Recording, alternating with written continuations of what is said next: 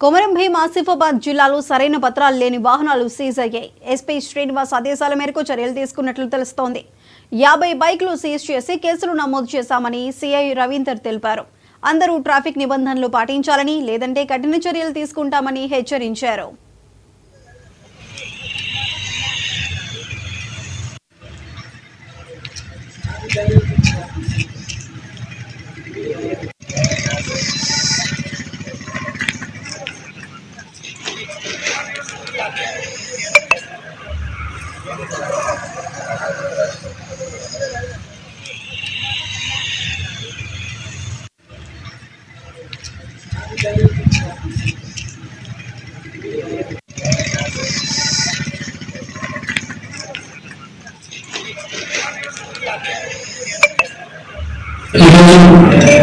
ఆసిఫాబాద్ గౌరవ ఎస్పీ గారి మరియు ఆసిఫాబాద్ డివిజన్ ఏఎస్పీ గారి మరియు అడిషనల్ ఎస్పీ గారి ఆదేశాల మేరకు ఈ వాహనాల తనిఖీ గురించి స్పెషల్ డ్రైవ్ అనేది కండక్ట్ చేయడం జరిగింది.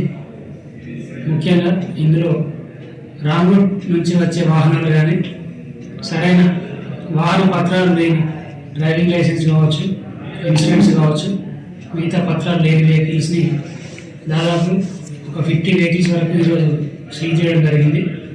వాళ్ళందరి మీద కూడా కేసులు నమోదు చేసి కోర్టుకు పంపడం జరుగుతుంది.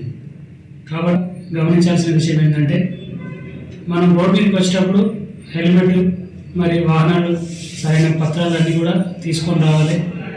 ఎట్టి పరిస్థితుల్లో కూడా రాంగ్ రూట్లో అనేది వెళ్ళకూడదు. మనం చేసే తప్పిదాల వల్ల సరైన మార్గంలో వచ్చే వాహనాలు కూడా ఇబ్బంది పడే అవకాశం ఉంటుంది.